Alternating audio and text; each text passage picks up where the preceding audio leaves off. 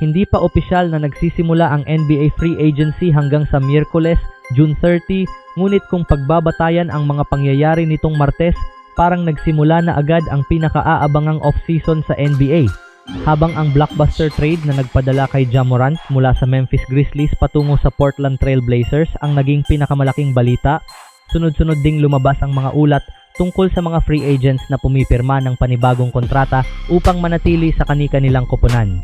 Sa pananaw ng marami, halos libre nang nakuha ng Portland si Ja Morant.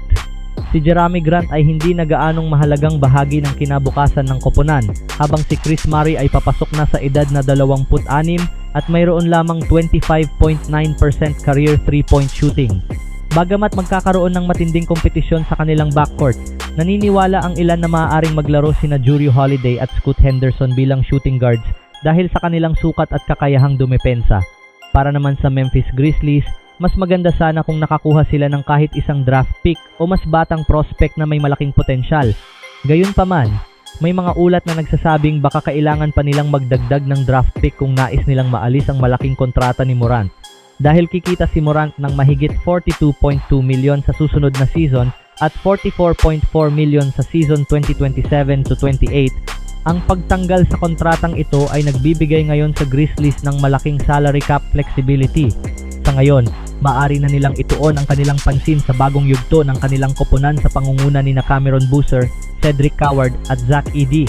Samantala, isa ring mahalagang balita ang pananatili ni Kristaps Porzingis sa Golden State Warriors matapos siyang pumirma ng 2 taong kontrata na nagkakahalaga ng 40 million kung saan may player option siya sa ikalawang taon. Sa Miami Heat, hindi lamang pinili ni Andrew Wiggins na gamitin ang kanyang 30.2 milyong player option, kundi pumirma rin siya ng 2 taong contract extension na nagkakahalaga ng 34 million. Dahil dito, aabot sa 64.2 milyon ang kabuuang halaga ng kanyang kontrata sa loob ng susunod na 3 taon. Inaasahan siyang maging starting small forward ng Heat katabi ni Giannis Antetokounmpo at Bam Adebayo. Noong nakaraang season, nagtala siya ng 15.4 points, 4.8 rebounds, 2.7 assists, at 1.1 steals habang tumitira ng 41.4% mula sa 3-point line. Gayunpaman, ang pananatili ni Wiggins ay maaaring maging hadlang sa posibilidad na mapanatili rin ng Miami si Norman Powell, na isa ngayong unrestricted free agent at inaasahang hihingi ng malaking kontrata matapos ang kanyang All-Star season.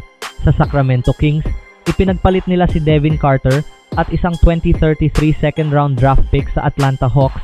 Si Carter ang naging ika-13 overall pick noong 2024 NBA draft, ngunit nahirapan siyang makahanap ng regular na papel dahil sa mga injury.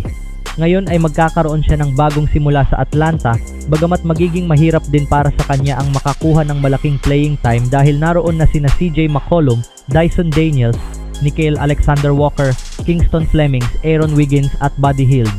Sa kabila nito, matalinong hakbang pa rin para sa Hawks ang makuha siya ng halos walang kapalit habang nadagdagan pa sila ng future draft pick.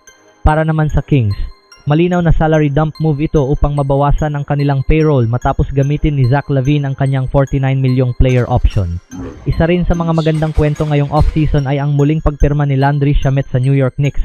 Mula sa pagiging isang manlalarong halos mawalan ng pwesto sa NBA, naging mahalagang bahagi siya ng isang koponang nagkampiyon at ngayon ay nakakuha na ng isang multi-year contract. Ang kanyang bagong kontrata ay may average na 6 milyon kada taon, na napakaliit kumpara sa inaasahang 165 milyong salary cap para sa season 2026-27.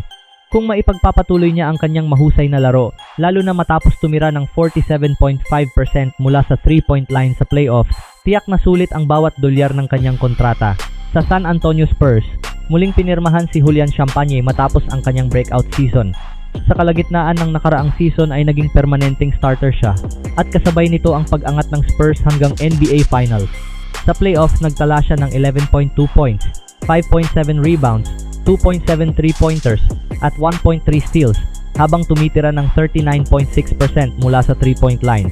Bilang gantimpala, binigyan siya ng Spurs ng isang bagong multi-year contract na itinuturing na magandang halaga para sa parehong panig. Kasabay nito, pinanatili rin ng Spurs ang veteranong si Harrison Barnes.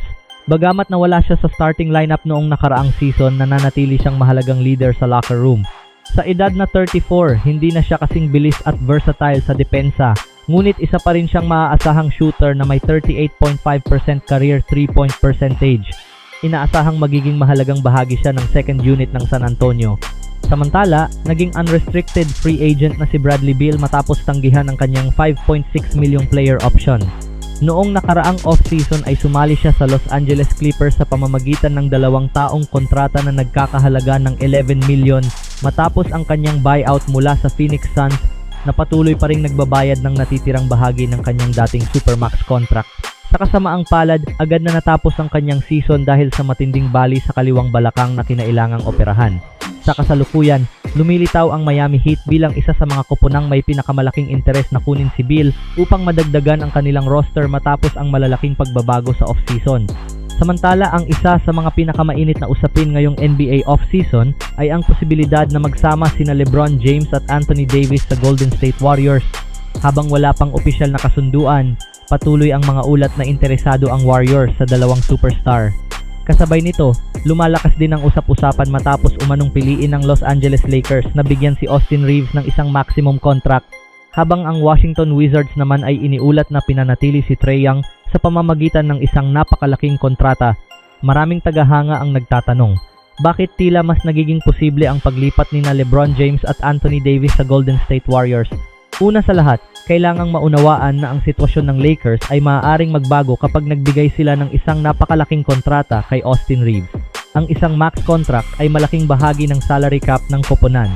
Kapag malaking porsyento ng payroll ang napunta kay Reeves, magiging mas limitado ang kakayahan ng Lakers na palibutan sina LeBron at iba pang star ng sapat na kalidad na role players. Para sa isang veteranong tulad ni LeBron James, na nasa huling bahagi na ng kanyang karera, napakahalaga ng bawat season.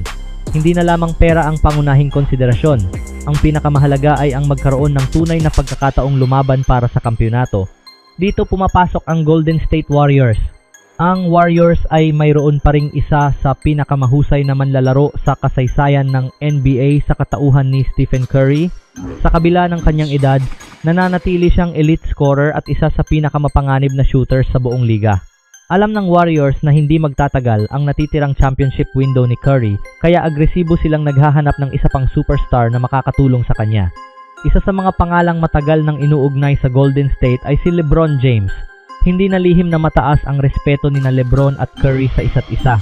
Matapos ang maraming taon bilang magkaribal sa NBA Finals, ilang beses na silang naglaro ng magkasama para sa Team USA at ipinakita nilang mahusay silang magkatambal sa loob ng court. Ngunit hindi lamang si LeBron ang target ng Warriors. Ayon sa iba't ibang ulat, interesado rin silang makuha si Anthony Davis dahil naniniwala silang siya ang eksaktong pirasong kulang sa kanilang roster. Sa loob ng maraming taon, ang pinakamalaking lakas ng Warriors ay ang kanilang outside shooting. Ngunit isa rin sa kanilang pinakamalaking kahinaan ang kakulangan ng isang dominanteng center na kayang protektahan ang rim, kontrolin ang rebounds at umiskor ng tuloy-tuloy sa ilalim ng basket. Ito ang eksaktong mga katangiang dala ni Anthony Davis. Kapag malusog, si Davis ay isa sa pinakamahusay na two-way big men sa buong NBA. Kaya niyang magtala ng mahigit 25 puntos, double-digit rebounds, at ilang blocks sa bawat laro. Maaari niyang baguhin ang depensa ng buong koponan sa kanyang presensya pa lamang. Para sa Warriors, hindi lamang siya isang superstar, isa siyang perpektong basketball fit.